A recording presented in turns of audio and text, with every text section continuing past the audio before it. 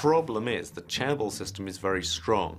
So if you get a dynamic little middle order company, it will either get broken down by the chaebol in the sense that it's a supplier to the chaebol, so the chaebol will start to demand tough terms from it and it will feel pressured financially. But having had an industrial base prior to the Korean War, the North Korea recovered faster, and even into the late 60s, North Koreans were relatively wealthier, not a great deal, but they were better off than South Korea. But today, they're 1/30th, if that, of our GDP. Opens a shoe factory in Indonesia, the Koreans will move there within months to build up a shoe factory to compete with it. In other areas, they are just being bold. At the moment, they're even looking at real frontier markets like Cambodia. So they're looking to build the first really big international airport in Cambodia, real estate, leisure there. They're outstripping the Chinese at the moment in the amount that they're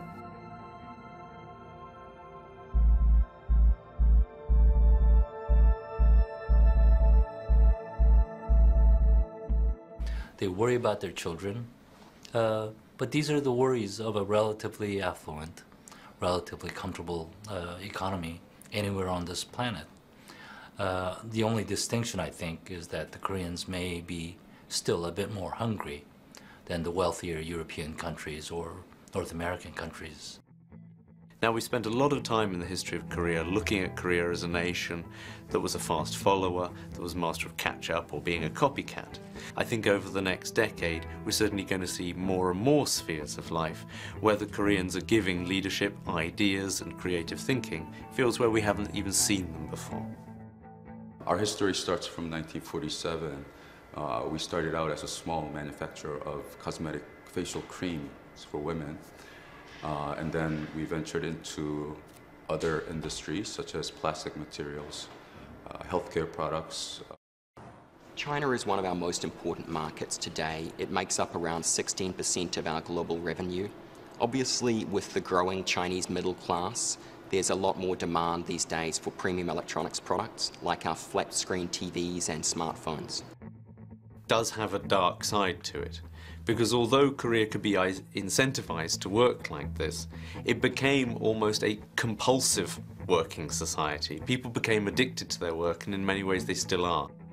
And many try, but they find that the market here is extremely competitive because the Korean youngsters have in the meantime become far more globalized than their Korean American cousins who are insular, relatively speaking, who grew up in the US. This is a very interesting development.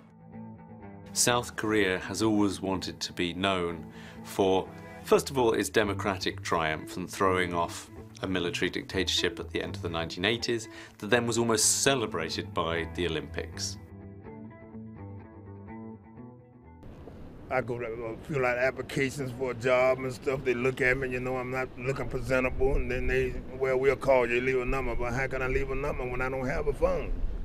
So it's just a struggle out here, you know. I just, you know, from day to day, people, I come out here and panhandle with my cup.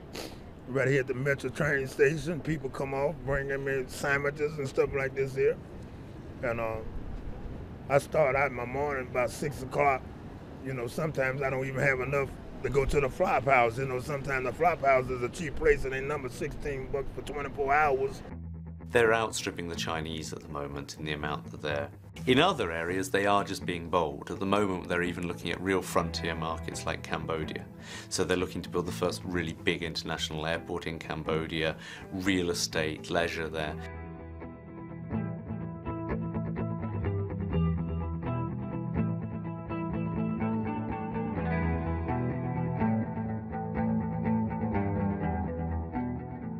North Korea always sitting there looming on the border.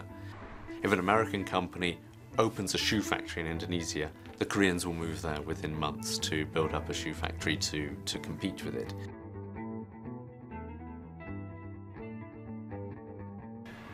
And then we ventured into other industries such as plastic materials. These cordless phones and other devices were destroyed in a ceremonial way. And this was really done in order to emphasize and signal a real shift in the way that we approached quality management. One of the impressive things about South Korean industry is its ability to forge new markets very quickly. I think over the next decade, we're certainly going to see more and more spheres of life where the Koreans are giving leadership, ideas, and creative thinking.